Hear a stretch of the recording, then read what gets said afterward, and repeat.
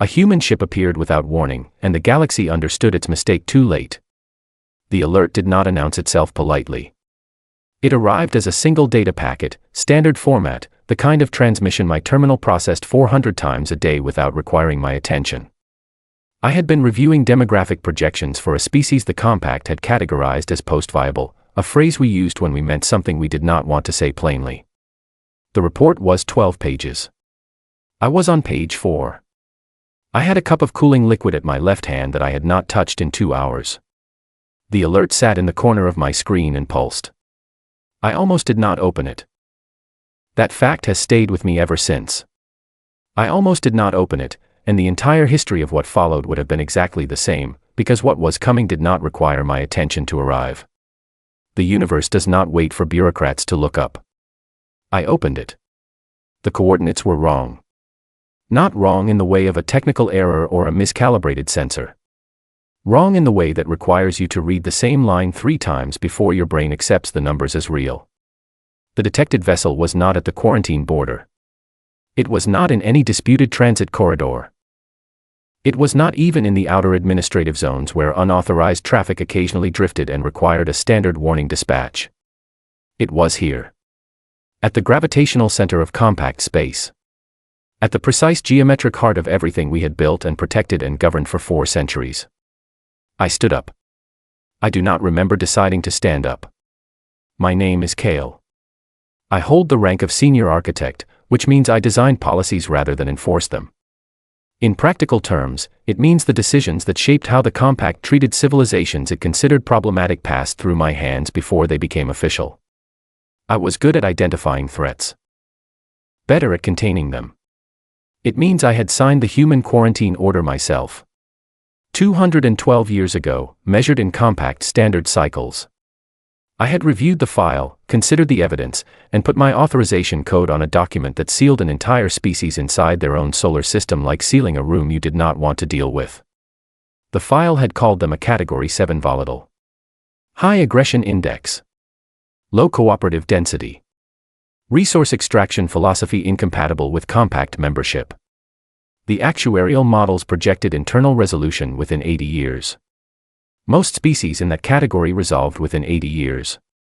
A few took 100. None had taken 200. I looked at the sensor data coming in from the detection array. I looked at the size estimate of the vessel.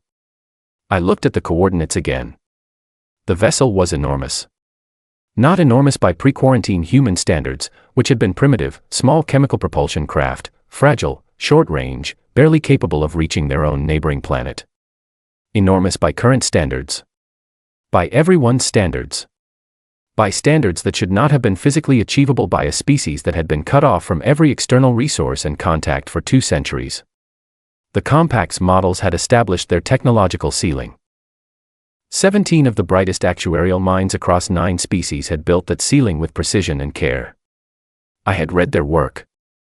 I had cited it in 3 separate policy documents. The vessel on my screen did not know about the ceiling.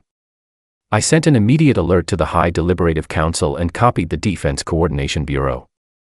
Then I pulled every piece of archived data on the human species that existed in the compact's central registry. It filled 3 display screens. The most recent entry was from 47 years ago, a routine scan showing standard biological activity within the quarantine boundary. Population stable. No anomalous energy signatures. No anomalous energy signatures. I looked at my display screens. I looked at the vessel sitting at the center of our civilization like it had always meant to be there. The Defense Bureau responded in 4 minutes. Their preliminary assessment, the vessel was of human origin based on trace chemical signatures. The vessel was not transmitting in any recognized protocol. The vessel had not fired anything, activated any weapon signature, or made any gesture the tactical models classified as hostile. It was simply there. Present. Waiting. And on its hull, visible to every scanner in range, written in the universal chemical notation that predates any language currently spoken by any living species, a notation so old that we used it precisely because no single civilization could claim ownership of it, were words. My translator took 11 seconds to render them. 11 seconds is a long time to wait when your hands have gone cold. It rendered them as follows. We have been watching you watch us. I sat back down. The cooling liquid was still at my left hand. I did not touch it. My terminal showed 42 pending reports waiting for review. 412 years of compact administrative process had produced a protocol for every situation I had ever encountered in my career. There was a protocol for unauthorized border crossings. There was a protocol for first contact events. There was a protocol for equipment malfunctions, diplomatic breakdowns, species-level emergencies, and resource allocation disputes that threatened interstellar stability. There was no protocol for this. There was no protocol for a ship that should not exist, sitting where nothing unauthorized had sat in 4 centuries, carrying a message that told you it had been watching you long before you looked up. I opened a new file on my terminal. I needed to give this a classification category before I could formally report it to the Council. Classification was the first step. Classification made things manageable. Classification was what I did. I sat there for a long time, cursor blinking in the category field. I could not think of a single category that fit. The compact sent a delegation. Protocol required it. Protocol also required the delegation to be led by the individual most directly connected to the relevant policy, a tradition meant to create continuity, accountability, the sense that decisions had owners. I was the delegation's lead. I had signed the order. The chair of the council made this very clear when she called me directly, which she had never done before in my career. I spent the 4 hours between authorization and departure reviewing every first contact framework the compact had developed over its history. There were 19 of them. Each had been designed in response to a specific type of encounter. I identified the 3 most applicable ones, memorized the opening supplication sequence, and confirmed that my translation array was calibrated for every known human language. There were 412 of them on record at the time of the quarantine. I confirmed coverage for all 412. I boarded the diplomatic transport feeling prepared. Preparation was the thing I did instead of feeling afraid. The human vessel did not dock with anything.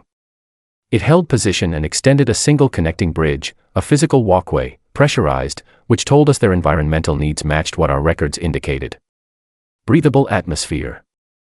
Standard gravity range. They had not changed much, biologically. The airlock opened. 1 person stood on the other side. I had prepared for a delegation. I had prepared for a formal greeting party with hierarchy visible in their arrangement, weapons or the deliberate absence of weapons as a signal, some performance of their civilization's current status. 19 contact frameworks. All of them assumed a group. 1 person stood on the other side of the airlock. She was of average height by human standards, which our records had documented. She wore what my translator eventually identified as a jacket, a soft garment with small interlocking metal teeth running up its front for closure.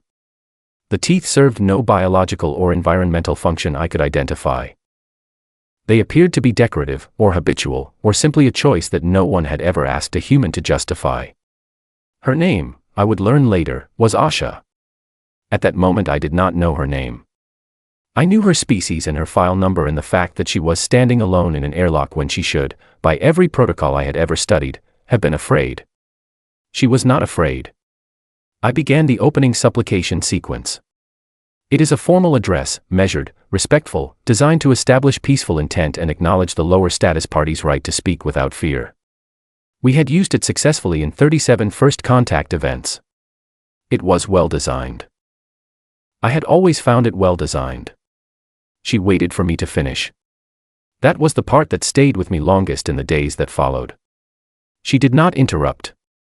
She did not react.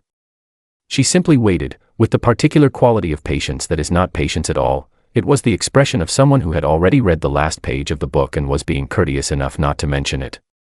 When I finished, she spoke. Not in Vorthessen Prime dialect, which our records showed pre-quarantine humans had learned the basics of through intercepted compact communications. Not in compact common tongue, which every species with interstellar ambitions eventually acquired. She spoke in a human language. My translator identified it in 0.3 seconds. It was one of 412 human languages on record, and according to the census data compiled at the time of the quarantine, fewer than 8,000 humans had spoken it. It had been declining. Our records had flagged it as likely extinct within 2 generations. She spoke it without accent. She spoke it the way you speak a language that has always lived in your house. I processed this and said nothing for a moment, because nothing in my preparation had covered this specific opening move. You preserved it, I said. Not a question. My translator rendered my words into the same language, which it could do because we had records. She looked at me with an expression I would spend a long time learning to read. It was not pride. It was not triumph. It was something closer to the face people make when they have done something that seemed so obvious to them that being credited for it feels slightly strange. We kept the languages you decided were not worth preserving, she said. You are welcome. She turned and walked back into the ship. It was understood that we were to follow. I followed. The corridor inside was wider than I expected. Well lit.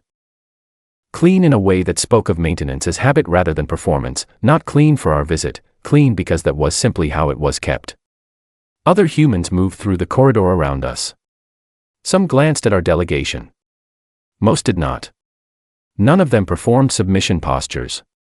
None of them moved aside. They navigated around us the way you navigate around furniture, acknowledging our physical presence without granting it particular significance. A human child, approximately 4 years old by the developmental charts in our records, stopped and stared directly at my face for approximately 6 seconds. Then she turned to the adult beside her and said something in a fast casual dialect my translator caught as, "That is what they look like." The adult nodded. Yes. They had prepared their children for us. While we had been monitoring their energy signatures and writing ceiling projections and filing demographic reports, they had been preparing their children for the day they would walk down a corridor and see a Vorthesen face and not be afraid of it. I filed this observation in the part of my mind reserved for things I did not yet know how to categorize. Asha led us through 3 sections of the vessel before I began to understand the scale of what I was looking at. The ship was not a transport vessel. It was not even a military vessel in any configuration my tactical knowledge recognized.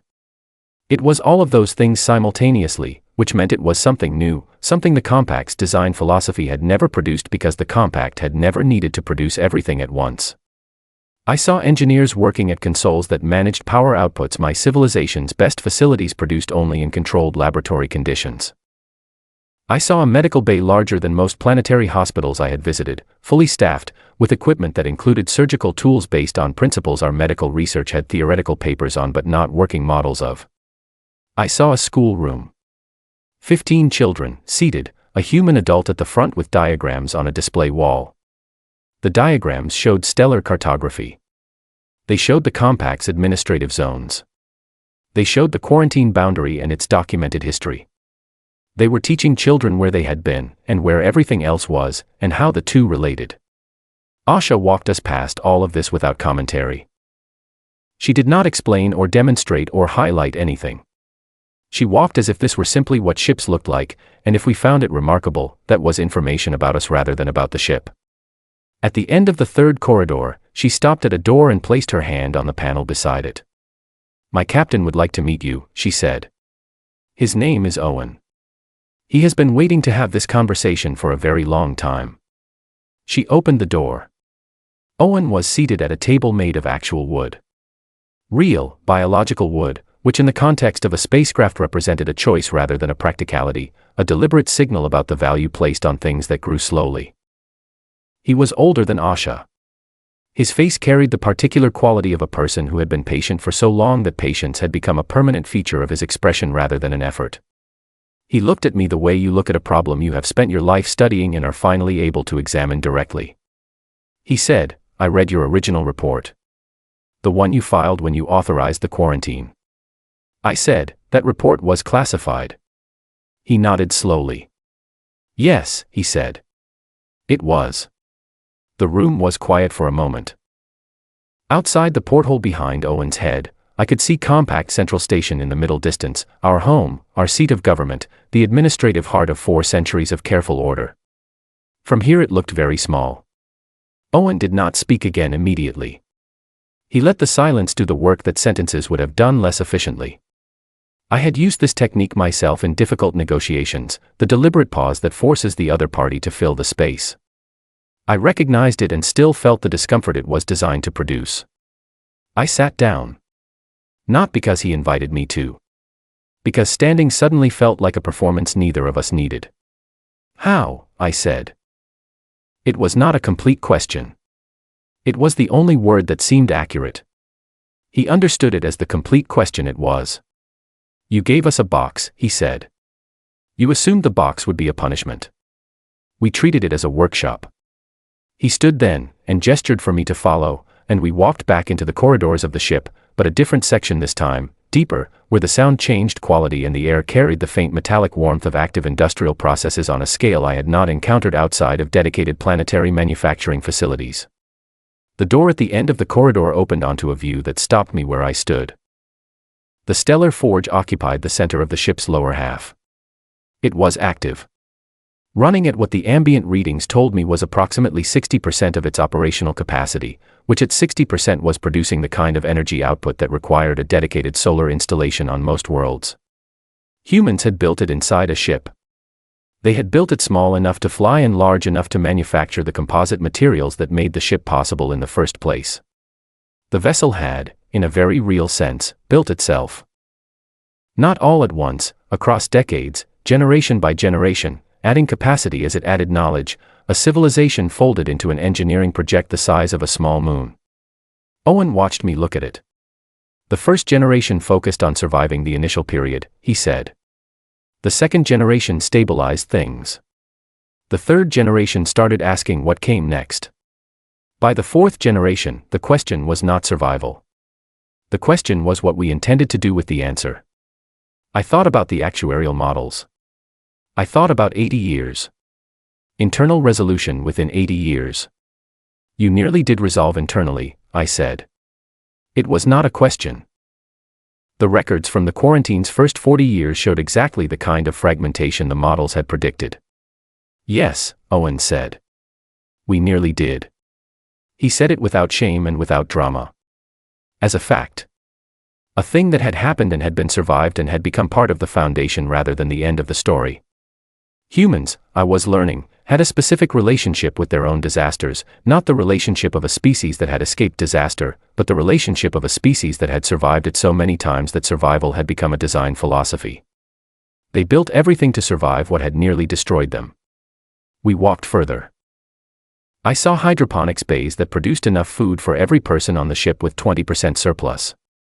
I saw water reclamation systems so efficient they recovered moisture from the air itself. I saw 3 separate power generation arrays, each capable of running the entire ship independently, because humans had apparently decided that if one system failed, 2 more should be waiting. They over-engineered everything. Not out of fear. Out of the specific kind of respect for catastrophe that comes from having survived it personally. Asha was waiting for us at a junction in the corridor. She had a cup of something warm in her hand and she offered one to me. I did not drink it, but I accepted the cup, because accepting the cup seemed like the correct response to the gesture. She walked with us into a section of the ship that had a different quality to it, quieter, lit differently, the walls covered with materials that were clearly not structural. I stopped at the first wall and looked at it. Drawings. A child's drawings, adult drawings, paintings in various styles, photographs printed on physical paper, text in dozens of different scripts, all of it fixed to the wall in a way that was clearly permanent and clearly deliberate. Not decoration. Documentation. Memory made physical. Our history section, Asha said. Every ship has one. This one started being built about 130 years ago. I walked along it slowly. I recognized some of the imagery from pre-quarantine records, geographic features of the human home planet, faces that matched physiological records on file, objects that appeared in cultural documentation from before the quarantine was sealed. Then I noticed the wall extended past human imagery. I stopped. The imagery changed. Different physiologies. Different architectural styles. Different star patterns in depicted skies. Not human art. Or rather, human art depicting non-human subjects. You know what those are, Owen said from behind me. It was not a question. I knew what they were. 14 species. 14 civilizations that the Compact had quarantined at various points over its history. The compact's records listed them by file number and classified their end states as internal resolution, the same phrase I had been reading in the demographic report when the alert arrived. 14 species that were no longer alive. Humans had documented them. From inside their own quarantine, using probes that the compact had not detected because the probes were small enough and patient enough, sent across decades, recovering data from debris fields and empty planetary systems and the silence where civilizations had been. They had built this archive, this wall, this permanent record of 14 endings, and they had done it for civilizations they had never met and would never meet. I stood in front of a detailed rendering of a biological form I recognized from deep in the compact's archives, a subspecies of my own people, the Vortessian branch, classified 600 years ago as a destabilizing element and quietly enclosed until they were no longer a factor in anyone's calculations. The rendering was precise. The facial structure. The specific jaw configuration. The way the secondary eyes sat slightly higher than the primary pair. I had seen that jaw structure in an old image once. A very old image. A family document that predated the compact's current record-keeping system. I stood very still for a long time. Asha stood beside me. She did not say anything. She did not point at the rendering or draw any connection or explain what it was. She simply stood beside me and let me look at it for as long as I needed to look at it. When I finally moved, she spoke. "We did not build this to accuse you," she said. "We built this because someone had to remember them. And there was nobody else." I did not respond. Not because I had nothing to say, but because everything I might have said would have been inadequate in a way that was itself a kind of answer. Owen led me to the final room. He called it the archive. It was a large space, climate-controlled at a level that told you the contents were considered irreplaceable. Along the walls and in the center of the room, organized in a system I could not immediately decode, were data cores. Thousands of them. Everything we recovered, Owen said. Languages. Histories. Biological records. Art. Music. Agricultural knowledge. Building techniques. Everything we could find in the debris and the ghost signals and the empty spaces where 14 civilizations used to be. He looked at me directly. "None of them knew we were doing this," he said. "None of them asked us to. We just thought someone should." I looked at the data cores. I thought about the classification field on my terminal, still blank, cursor still blinking. "What do you want?" I said. Owen looked at me for a moment. Then at Asha. Then back at me. "We want to show this to the people who made the decisions," he said. "We want them to see what they decided. And then we want to have a conversation about whether the compact is going to be the thing it says it is, or the thing it actually has been." He said it simply. Directly. Without performance. "We are not here to destroy the compact," Asha said. "We are here because we spent 200 years figuring out how to save it." The archive hummed around us. 14 civilizations, catalogued in the dark by people who had been told they were not worth saving themselves. I held my empty cup and said nothing. There was nothing to say that the room had not already said better. The High Deliberative Council of the Compact had not assembled full quorum in 60 years. The last time was a border crisis in the outer administrative ring that had threatened to split 3 member species into a bilateral conflict. We had resolved it in 9 days through mediation, resource reallocation, and the careful application of pressure that the compact had perfected over centuries. 31 species. 31 representatives sitting in the tiered chamber of Compact Central Station, under the light arrays that had been specifically designed to accommodate 31 different visual spectra simultaneously. The chamber was built to communicate authority. It did this effectively. I had sat in it for important sessions before and felt the weight of it, the accumulated decisions, the history pressed into the architecture. I sat in the architect's seat, which was assigned to the individual who had drafted the relevant policy under discussion. I had sat in it before for other matters. It had never felt like it fit as poorly as it did now. The human delegation entered. 11 people. Asha and Owen and 9 others, walking in together without any of the traditional markers of diplomatic hierarchy that our protocol teams had spent 3 days attempting to identify in their body language and arrangement. They simply walked in together, as people who have a shared purpose enter a room. They did not sit in the designated lower status chairs. They did not make a statement about it. They did not make a show of choosing different seats. They simply moved to chairs that suited them and sat down, and the fact that those chairs were not the designated ones became a statement by virtue of being noticed and not addressed. Chair Drossik of the council opened the session with the formal welcome address. She delivered it with the smooth professionalism of someone who had chaired hundreds of sessions and could communicate authority through tone and pacing alone. I had always respected her for this. Asha waited for the welcome address to conclude. Then she reached into her jacket and placed a data chip on the table. She slid it across the surface to me specifically. Not to the chair. Not to the center of the table. To me. We want accountability, she said. Not punishment. Accountability. She paused to let the distinction settle. Punishment would mean we want the compact to suffer for what it has done, she continued. That is not what we want. Accountability means we want the compact to understand what it has done, and to change the structures that made it possible, and to do the work of making that change real and permanent. That is a harder thing than punishment. It requires the compact to remain intact and functional. We need you to remain intact and functional. The council was quiet. I could hear the environmental system cycling. The data chip contains documentation, Owen said from beside her. 200 years of observation conducted through probes that operated within the quarantine boundary. Every quarantine order the compact has issued in its recorded history. Every monitored outcome. Presented in the compact's own filing format, using the compact's own classification language. He folded his hands on the table. We used your language deliberately, he said. So there would be no room for disagreement about what the records show. Peter Vell of the Silthene, who held the senior policy seat on the council's left tier, spoke. The Silthene had been the most vocal advocates for the human quarantine 2 centuries ago.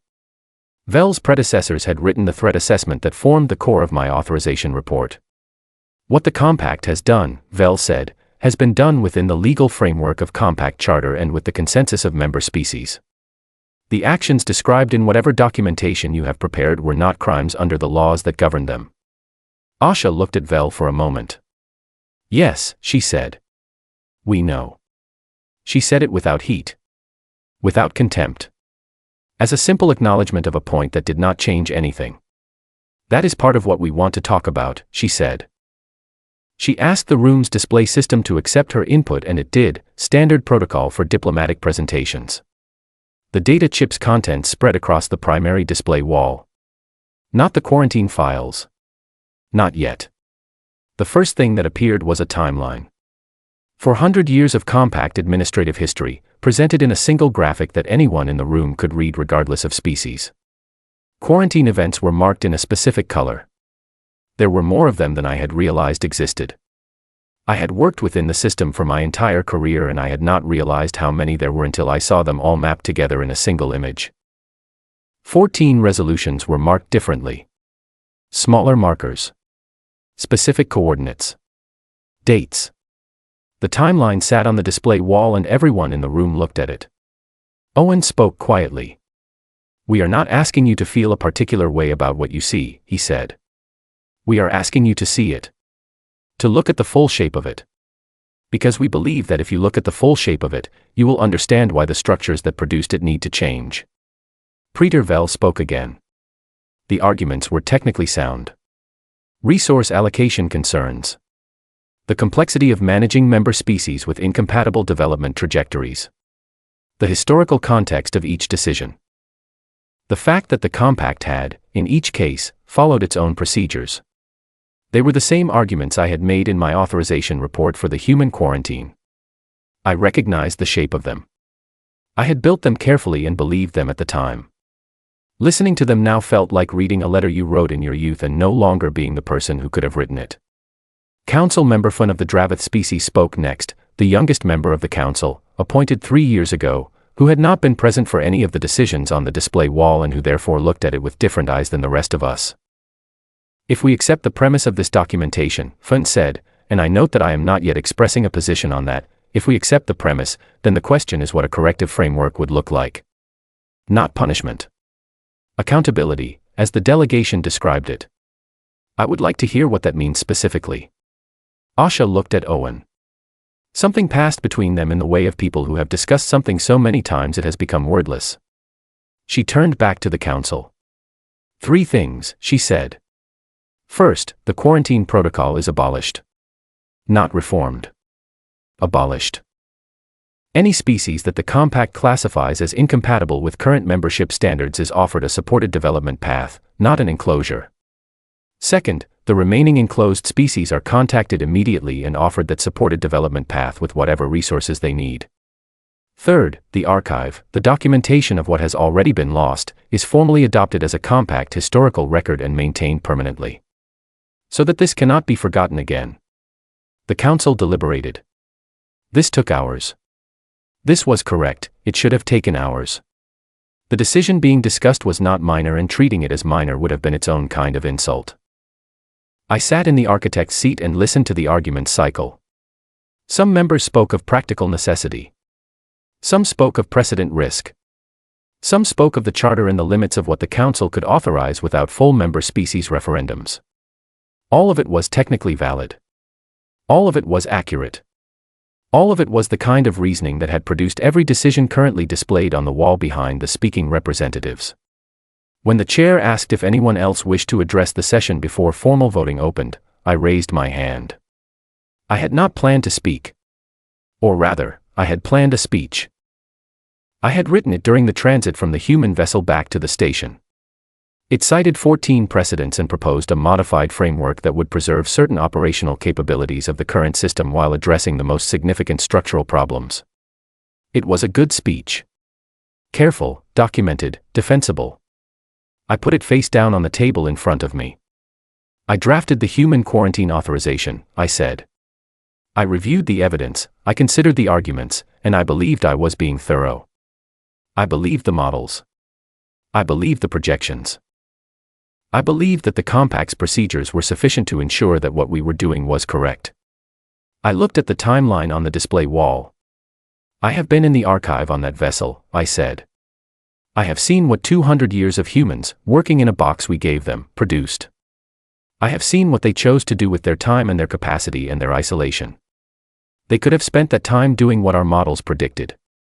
Instead, they spent it recording the histories of people they never met, preserving the languages we decided were not worth preserving, and building a ship capable of doing exactly what this ship has done today. I looked at Pretervel. Our models were thorough, I said. They measured everything the compact knew how to measure. What they did not measure, what we did not know how to measure, was this. I gestured at the delegation across the table. I am voting in favor of all 3 of the delegation's requests, I said. Not because I am instructed to, and not because I am afraid of what comes next if I do not. Because I have seen the archive. And I do not want to be the reason there is a 15th entry in it. I sat back down. The room was very quiet. Then Council Member Fan said, very quietly, seconded. The vote took 6 hours. 6 hours is actually fast for the High Deliberative Council. In my career I had been part of sessions that took 11 days. There were charter provisions for sessions that extended past 30. The compact had designed its decision-making to be slow, because slowness was considered synonymous with thoroughness, and thoroughness was considered the thing that separated governance from reaction.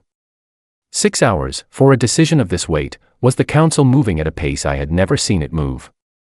I watched the deliberation from the architect's seat and felt the shift in the room the way you feel a change in air pressure, not with any single identifiable sense, but with the accumulated weight of all of them together. Something was different in the chamber. Something had changed in the posture of the arguments, in the quality of the silences between speeches, in the way representatives looked at the display wall and then looked at the human delegation and then looked at their own hands. Pretervel spoke twice more. Both arguments were technically sharp, procedurally correct, and built on foundations I could not honestly call wrong. I had built similar foundations for 30 years. The problem was not the technical quality of the argument. The problem was that the display wall was still up, and the timeline was still on it, and 14 small markers were still sitting at their specific coordinates, and no technical argument in any language I knew could make those markers do anything except stay exactly where they were. Vel's second speech ended. The chamber was quiet. Owen, who had not spoken since his initial statement, spoke now. We did not come here to collapse the compact, he said. I want to be direct about this because I believe it matters. The compact, as a structure, has the capacity to be what it describes itself as being. We have studied its charter for 200 years. We have analyzed its founding documents. We believe the vision written into those documents is a good vision. What exists between that vision and the current reality is not a question of intention. It is a question of structure. He looked around the room slowly. Structures can be changed, he said. We are living proof of that. We changed every structure we had. Some of the changes were very hard. Some of them happened because everything else had failed first. We are not recommending that path to you. He paused. We are recommending the other path, he said. The one where you see clearly and choose deliberately, before the structures fail on their own. Asha was looking at the display wall. There are currently 11 species in active quarantine status, she said. Not historical. Current. Right now, today, there are 11 civilizations that are enclosed and being monitored and projected toward resolution timelines. She looked at the council. We know where each of them is, she said. We have been watching them for the last 40 years. 3 of them are in serious decline.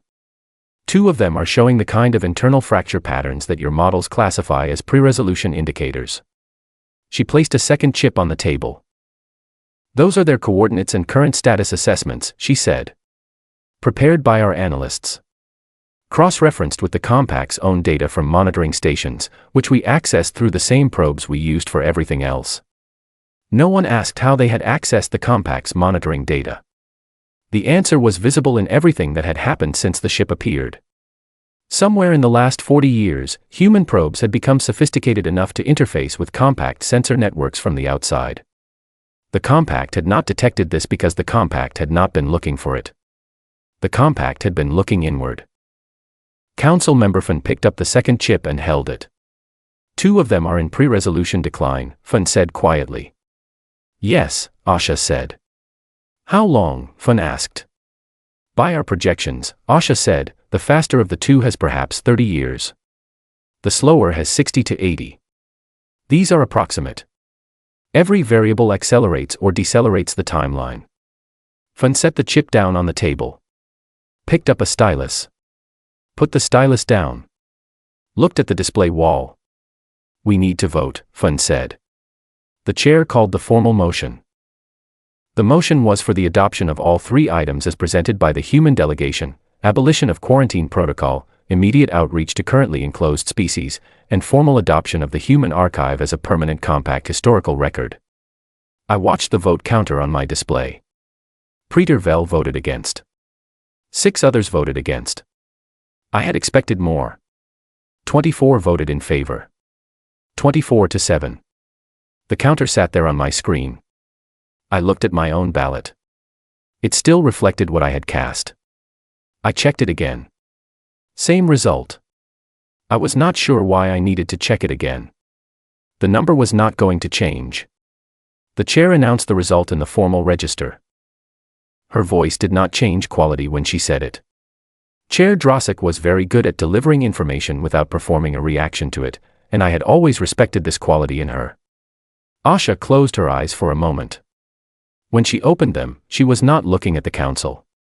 She was looking at Owen. He nodded once. Then he took something from his jacket pocket, a small communication device, physical hardware, the kind of thing that operated on frequencies completely outside the compact's communication networks, and pressed a single button. He put it back in his pocket. I watched this. I noted it. I was about to ask what it meant. The observation officer on duty at the chamber's secondary monitoring station made a sound. It was a very small sound, involuntary, the kind of sound a person makes when they see something they were not prepared to see. Then every viewport in the chamber showed the same thing. I stood up from the architect's seat. There were ships outside. Not one ship. Not the human vessel that had been docked at Compact Central for the last 3 days. There were many ships. My monitoring display updated in real time as the Compact sensor network processed what it was seeing. The numbers kept changing as new contacts resolved into identifiable vessels. They were appearing at travel emergence points throughout Compact space. Not at the center, where the first vessel had appeared. Distributed. One at each system with an enclosed species. One at each monitoring station that oversaw a quarantine boundary. A cluster at 3 specific coordinates that my memory connected, slowly, to the 3 species in serious decline that Asha had described. They were not in aggressive positions. They were not aimed at anything. They were not powering weapons or activating any electronic signatures the tactical array flagged as threatening. They were present. Simply, completely, unavoidably present. I counted what the sensor network had resolved so far. 107 vessels. The council chamber was completely silent. I looked at Owen. He was looking out the viewport with an expression I could not read, not satisfaction, not victory, not relief. Something older than all of those things. The expression of a person who has carried a plan for a very long time and has finally been able to set it down. They have been in position since before we arrived, I said. Yes, he said. Before the vote. Yes. I thought about this. You positioned them before you knew how the vote would go. Owen looked at me. We knew how the vote would go. I looked at the display. 107 vessels, holding position across the breadth of compact space, at every point that mattered, waiting. They had been waiting during the entire session. During my speech. During the 6 hours of deliberation. During everything. If the vote had failed, I said. It would have told us what we needed to know, Owen said. And we would have made different plans. He did not explain what those plans would have been. He did not need to. The ships outside the viewports were a sufficient explanation of the range of options available to a civilization that had spent 200 years building in a box and had arrived at this moment having prepared for every outcome. The council was recovering from the visual impact. Voices were rising in the chamber. Chair Drossik was calling for procedural order. Praetor Vel was demanding to know whether the ships constituted an act of aggression under compact charter definitions. Asha looked at Vel. Read the charter definition of aggression carefully, she said. We did. 200 years ago, we started reading your charter very carefully. Ships holding position and doing nothing do not meet the definition. You wrote the definition. You know this. Vel did know this. The visible evidence of that knowledge was not comfortable to observe. Council member Fun had moved to the nearest viewport and was looking at the ships. I walked over and stood beside Fun. They were always there, Fun said. No, I said. They were not always there. They were built there. There is a difference. Fun looked at me. The compact enclosed them, I said. We gave them a boundary and assumed the boundary would be the end of the story. They treated the boundary as the beginning of a project. Everything you see out there, all of it, was built inside the space we decided was sufficient to contain them. I thought about the stellar forge. The material composites that required temperatures we could only produce in laboratory conditions. The schoolroom with its cartography lessons. The wall of drawings and memories. The archive with its thousands of data cores holding the histories of 14 civilizations that had not survived long enough to build their own ships. Fun was quiet for a long time. What do we do now? Fun asked. It was a genuine question. Not rhetorical.